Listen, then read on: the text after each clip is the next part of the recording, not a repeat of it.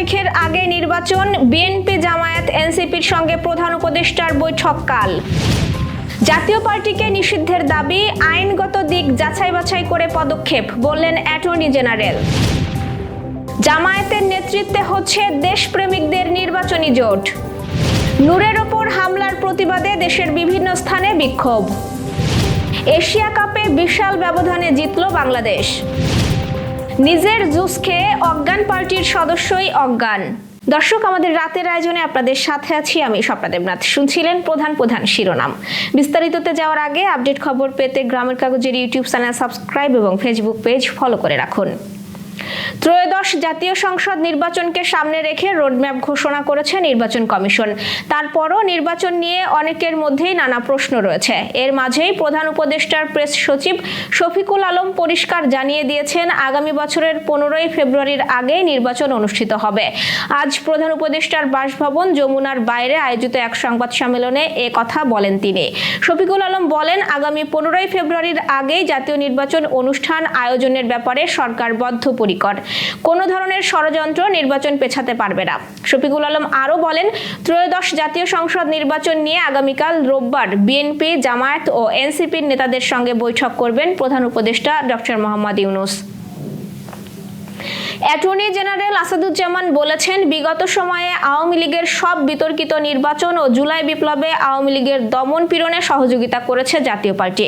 এই কারণে জাতীয় পার্টি নিষিদ্ধের যে দাবি উঠেছে, এর আইনগত দিক যাচাই বাছাই করে কি করা যায় দেখব।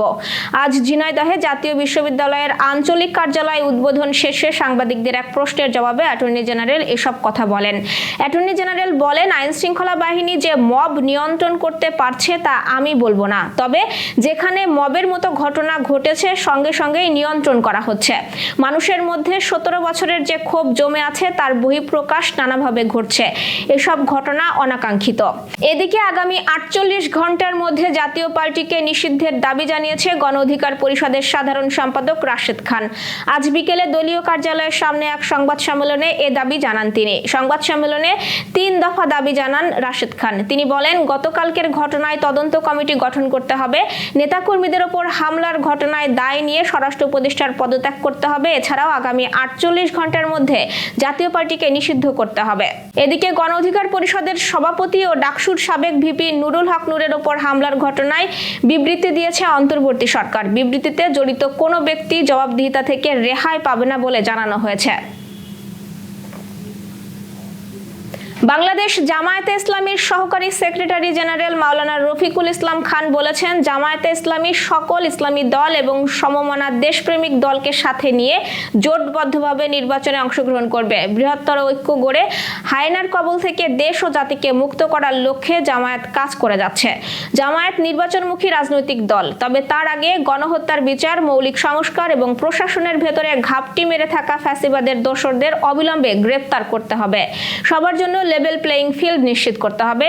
এটা না করে যেনতেনভাবে একটা নির্বাচন জনগণ চায় না। আজ দুপুরে বগুড়ার শহীদ টিটু মিলনায়তনে বাংলাদেশ জামায়াতে ইসলামী জেলা শাখার ষান্মাসিক রুকুন সম্মেলনে প্রধান অতিথির বক্তব্যে তিনি এসব কথা বলেন। তিনি আরো বলেন, আওয়ামী ফ্যাসিবাদ যেমন কোনো রাজনৈতিক দলের আন্দোলনে পরাজিত হয়নি, তেমনি এই সরকারকে কোনো একটি দল ক্ষমতায় বসায়নি। ডক্টর ইউনূসের সরকার জনগণের সমর্থনে গঠিত হয়েছে, সুতরাং জনগণের হয়েই কাজ করতে হবে। মানুষ বলতে শুরু করেছে, অন্তর্বর্তীকালীন সরকার একটি দলের পকেটে ঢুকে গেছে। আমরা চাই মানুষের এই আশঙ্কা মিথ্যা প্রমাণিত হোক।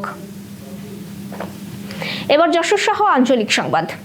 রাজধানীর কাকরাইলে শুক্রবার সন্ধ্যায় গণ অধিকার পরিষদের সভাপতি নুরুল হক নূরের ওপর হামলার প্রতিবাদে আজ যশোর সহ দেশের বিভিন্ন স্থানে বিক্ষোভ করেছে তার দল সহ বিভিন্ন রাজনৈতিক দল ও সংগঠন। ঝিনাইদহ থেকে আমাদের প্রতিনিধি রাজীব হাসান জানিয়েছেন, নুরুল হক নূর, রাশেদ খান সহ দলের অন্যান্য নেতাকর্মীদের ওপর হামলার প্রতিবাদে ঝিনাইদহে বিক্ষোভ মিছিল ও সমাবেশ করেছে জেলা গণ অধিকার পরিষদ। বিকেলে শহরের কেন্দ্রীয় শহীদ মিনার চত্বর থেকে একটি বিক্ষোভ মিছিল বের করা হয়। মিছিলটি শহরের প্রধান সড়ক প্রদক্ষিণ করে পায়রা চত্বরে এসে শেষ হয়। পরে সেখানে অনুষ্ঠিত হয় বিক্ষোভ সমাবেশ। এতে জেলা গণ অধিকার পরিষদের সভাপতি প্রভাষক সাখাওয়াত হোসেন, সাধারণ সম্পাদক ইকবাল জাহিদ রাজন, জেলা ছাত্র অধিকার পরিষদের সভাপতি আব্দুল্লাহ আল মামুন, সাধারণ সম্পাদক রিহান হোসেন রায়হান সহ অন্যরা বক্তৃতা করেন। এদিকে যশোরেও বিক্ষোভ মিছিল হয়েছে গণ অধিকার পরিষদ যশোর জেলা শাখার উদ্যোগে। যশোর অভয়নগরের প্রেমবাগ ইউনিয়ন স্বেচ্ছাসেবক দলের কর্মী সভা অনুষ্ঠিত হয়েছে। আমাদের প্রতিনিধি জাকির হোসেন হৃদয় জানিয়েছেন, আজ বিকেলে প্রেমবাগ গেট চত্বরে আয়োজিত এ সভায় সভাপতিত্ব করেন উপজেলা স্বেচ্ছাসেবক দলের আহ্বায়ক মোল্লা হাবিবুর রহমান হাবিব। প্রধান অতিথি ছিলেন উপজেলা বিএনপির সভাপতি ফারাজি মতিয়ার রহমান। প্রধান বক্তা হিসেবে বক্তব্য দেন যশোর জেলা স্বেচ্ছাসেবক দলের যুগ্ম আহ্বায়ক শামীম আক্তার। এছাড়াও বিশেষ অতিথি ছিলেন মিলন মাহমুদ বকুল সহ জেলা ও উপজেলা পর্যায়ের নেতৃবৃন্দ। কর্মী সভায় ইউনিয়ন ও উপজেলা স্বেচ্ছাসেবক দলের নেতাকর্মীরা উপস্থিত ছিলেন।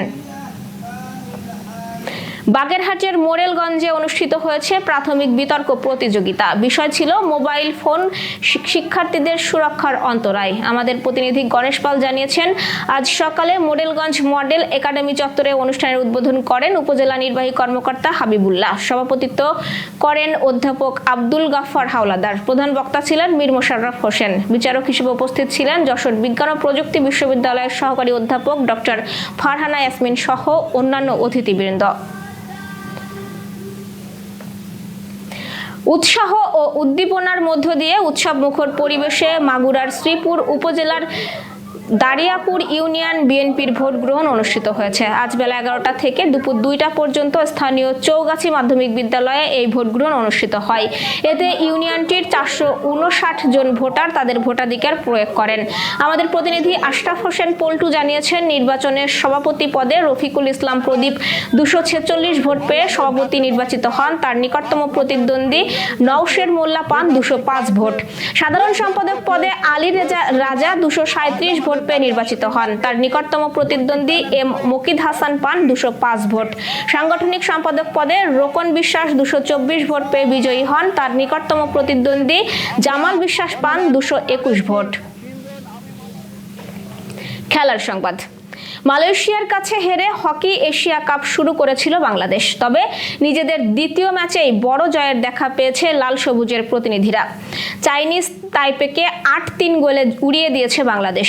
আজ ভারতের বিহারে রাজগীর হকি স্টেডিয়ামে বাংলাদেশের হয়ে 2টি করে গোল করেছে মোহাম্মদ আবদুল্লাহ, রাকিবুল হাসান ও আশরাফুল ইসলাম। এছাড়াও 1টি করে গোল করেন সোহানুর রহমান ও রেজাউল করিম।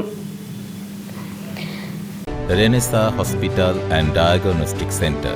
রেনেসাতেই মিলছে কম খরচে উন্নত সেবা। তাই নিশ্চিন্তে আমাদের সেবা নিন, সুস্থ থাকুন।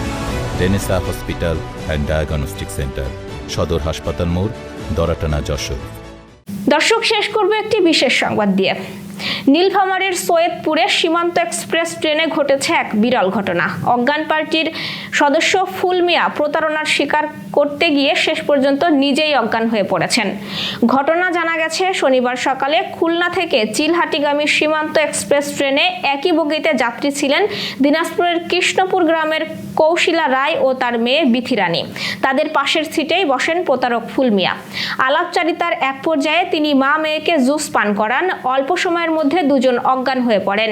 এই সুযোগে তাদের কানের দুল ও নাকের ফুল খুলে নেন ফুল মিয়া। তবে পাশের যাত্রী অবসরপ্রাপ্ত সেনা সদস্য আব্দুর রহমান বিষয়টি আঁচ করে ফেলেন এবং ফুল মিয়াকে হাতে নাতে ধরে ফেলেন। প্রাথমিকভাবে সে অস্বীকার করলেও যাত্রীরা তার কাছে থাকা জুস পান করতে বাধ্য করলে তিনি অচেতন হয়ে পড়েন। তখনই নিশ্চিত হয় সবাই ঘটনাটি অজ্ঞান পার্টির কৌশল ছাড়া কিছু নয়। রেলওয়ে পুলিশ তাৎক্ষণিকভাবে মা মেয়ে সহ ফুল মিয়াকে উদ্ধার করে সৈয়দপুর রেলওয়ে হাসপাতালে ভর্তি করে। কিছুক্ষণ পর ভুক্তভোগী 2 নারীর জ্ঞান ফিরলেও প্রতারক ফুল মিয়ার জ্ঞান ফেরেনি। পুলিশ জানায়, ফুল মিয়ার বাড়ি রংপুরের মিঠাপুকুর উপজেলার। তার নামে দেশের বিভিন্ন রেলওয়ে থানায় একাধিক মামলা রয়েছে। ঘটনার সত্যতা নিশ্চিত করে সৈয়দপুর রেলওয়ে থানার ভারপ্রাপ্ত কর্মকর্তা মাহমুদ উন নবী জানিয়েছেন, ভুক্তভোগী কৌশিলা রায়ের ছেলে রবীন্দ্রনাথ রায় এই ঘটনায় মামলা করেছেন। ফুল মিয়ার জ্ঞান ফিরলেই তার বিরুদ্ধে আইনানুগ ব্যবস্থা নেওয়া হবে। দর্শক, এই ছিল আজকের রাতের আয়োজন। এরপর সকালের খবর দেখার আমন্ত্রণ জানাচ্ছি। সেই সাথে করোনা প্রতিরোধে স্বাস্থ্যবিধি মেনে চলুন, সতর্ক হন ডেঙ্গু প্রতিরোধেও। শুভরাত্রি।